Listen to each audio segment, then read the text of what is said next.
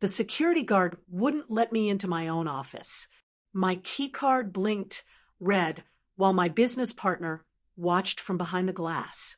He didn't look surprised. That's when I understood this wasn't a mistake. It was an execution. My name is Claire Donovan. For 7 years, the sound of keyboards and late-night cleaning crews was my lullaby. I built my company in silence. While others slept, while my phone buzzed with missed birthdays and unanswered friendships. The office lights reflected off polished floors, but behind them were sacrifices no one ever saw. I started Donovan Ridge Solutions with a single belief: if you give people loyalty, they give it back. I met Aaron Blake during a failed pitch competition. We lost together. We laughed about it over cheap coffee and empty wallets. He told me, if we ever build something real, we protect each other. I believed him. That was my first mistake. As the company grew, Aaron changed. Not all at once, slowly, like erosion. He stopped copying me on investor emails. Board meetings happened without my knowledge. My name was still on the wall, but my voice wasn't in the room anymore. I noticed how conversations stopped when I walked in, how my footsteps echoed louder than usual in hallways that once felt like home. Our CFO avoided eye contact. Our legal advisor responded with rehearsed politeness. One evening, I stayed late and heard Aaron on the phone. "She doesn't read the fine print," he said quietly. "Not like that." My chest tightened. I told myself I was paranoid. Women in leadership are always told they're emotional. So I swallowed the fear and kept working. I didn't realize I was already being replaced. The tension followed me home. I started rereading emails I had once skimmed without thought. Short replies, missing attachments, conversations that felt incomplete. One night, I opened my laptop at the kitchen table, the only light coming from the screen. My coffee had gone cold, untouched, while I searched through months of digital silence. That's when I noticed it.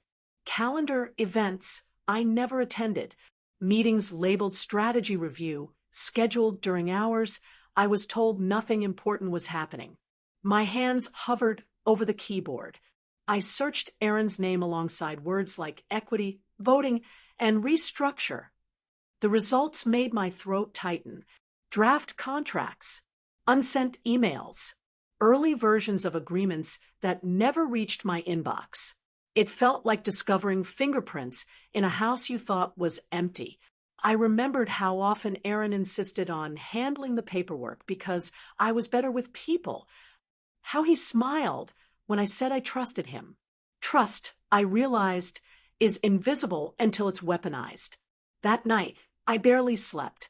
Every sound felt louder. Every silence is heavier. I kept telling myself that if something was wrong, someone would say something. But deep down, I already knew. People rarely warn you before they replace you. The email arrived before sunrise. Your credentials have been disabled. No explanation. No meeting request. Just a locked door. I drove to the office anyway. The lobby smelled the same. Clean, artificial, indifferent. The receptionist looked uncomfortable. "I'm sorry, Claire. I was told not to let you in." I laughed, waiting for the punchline. "I founded this company." She turned her screen toward me. "CEO, Aaron Blake." My hands started shaking. That's when he appeared. Perfect suit, calm expression, no guilt. "We should talk privately," he said. Inside the boardroom, the people I hired sat like strangers. No one defended me. Aaron cleared his throat. "The board has unanimously voted to remove Claire from executive control." I stood frozen. "You forged documents," I said. Aaron slid a contract across the table. "Page 39, he replied. "You signed over majority voting rights 6 months ago." I remembered that night. Aaron had rushed me. A last-minute investor deadline. Stacks of paper. Trust over caution. "You used me I whispered. He leaned forward, voice cold. This is business. Sentiment gets in the way. Something inside me broke, but quietly, by noon, my bank accounts were frozen. My company email was redirected. My name scrubbed from the website like a typo. Employees avoided me in the parking lot. People I mentored wouldn't answer my calls. Aaron controlled the narrative. He told investors I was unstable, that I panicked under pressure, that I couldn't handle growth. I sat in my car, watching strangers walk into the office I built. That night, the truth hit harder. Aaron had created a shadow company a year earlier. Same clients, same strategy. I wasn't removed. I was copied and discarded. The betrayal wasn't just professional. It was personal. He didn't want to win. He wanted to erase me. The humiliation wasn't loud. It was quiet, systematic. Former clients stopped responding. Industry contacts suddenly wished me well without explanation. One investor forwarded me an email accidentally. It described me as a risk and emotionally compromised. I stared at the words until they blurred. That night, I scrolled through LinkedIn and saw Aaron posting confidently about new leadership and bold direction. My name wasn't mentioned once. I wanted to scream. Instead, I closed the app and sat in silence. Friends told me to move on, to let it go, but they didn't understand. This wasn't just a job. It was my identity being rewritten by someone who knew exactly where to cut. The hardest part wasn't losing control. It was being erased while still alive to watch it happen. I stopped answering calls. I stopped explaining myself. Some mornings, I sat on the edge of my bed, wondering how ambition had turned into a liability. That's when anger replaced grief. And anger gave me clarity. I didn't sleep for 3 nights. I replayed every conversation, every signature, every moment I trusted instead of verified. Then I stopped crying. I hired a forensic accountant, a corporate litigation attorney who spoke in facts, not comfort. We uncovered everything: altered documents, hidden clauses, board manipulation. I compiled the evidence and sent it to everyone Aaron thought was loyal. Investors, regulators, journalists. Aaron called me at 1:47 a.m. "You're burning the company down." I replied calmly, "You lit the match."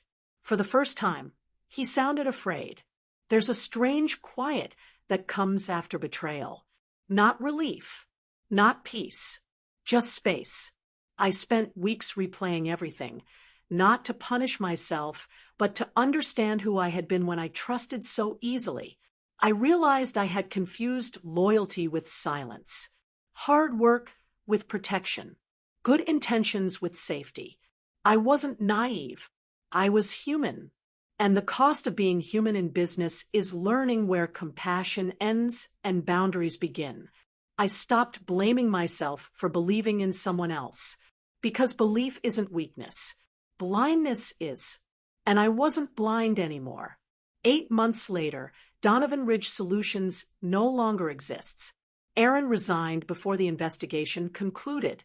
The board settled quietly. NDAs were signed. I didn't get my company back, but I got something else. My reputation, my voice, my power. I started again, smaller, smarter, protected. Some nights, the betrayal still echoes. But now I lock my own doors. My name is Claire Donovan. Money didn't change me. It only revealed who was standing next to me. Some endings are painful, but necessary. Tell me what you would have done.